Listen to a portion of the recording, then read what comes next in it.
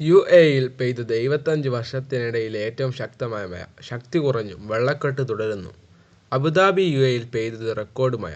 75 വർഷത്തിനിടയിലെ ഏറ്റവും ഉയർന്ന മഴയാണ് രാജ്യത്ത് തിങ്കളാഴ്ച മുതൽ ചൊവ്വ രാത്രി വരെ ലഭിച്ചത്.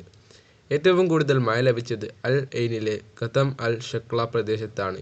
24 മണിക്കൂറിനുള്ളിൽ 254.8 മില്ലിമീറ്റർ മഴയാണ് ഇവിടെ ലഭിച്ചതെന്ന് നാഷണൽ സെന്റർ ഓഫ് മെറ്റീരിയോളജി അറിയിച്ചു. മഴക്കെടുതിയിൽ വൻ നാശനഷ്ടമുണ്ടായി. റാസൽ ഖൈമ വാദിയിൽ കാർ ഒഴുക്കിൽപ്പെട്ട് സ്വദേശി മരണപ്പെട്ടു. എമിറേറ്റിന് തെക്കൻ പ്രദേശങ്ങളിൽ സ്ഥിതി ചെയ്യുന്ന വാദി ഇസ്ഫാനിയിലേക്ക് വാഹനവുമായി കടക്കാൻ ശ്രമിച്ച 40 വയസ്സുകാരനാണ് മരിച്ചതെന്ന് പോലീസ് അറിയിച്ചു. പലയിടങ്ങളിലും മഴയ്ക്കൊപ്പം ഇടിമിന്നലും ആലിപ്പഴ വർഷവും ഉണ്ടായി. Dubai, Sharjah, Ajman, Ras al Khaimah തുടങ്ങിയ ഭൂരിഭാഗം നഗരങ്ങളിലും വെള്ളക്കെട്ട് രൂക്ഷമാണ്. ദുബായ് വിമാനത്താവളത്തിലെ നിരവധി വിമാന സർവീസുകൾ മഴ കാരണം റദ്ദാക്കി. ദുബായ് മെട്രോ, ബസ്, ടാക്സി സർവീസുകളെയും ചില സ്ഥലങ്ങളിൽ മഴ ബാധിച്ചു.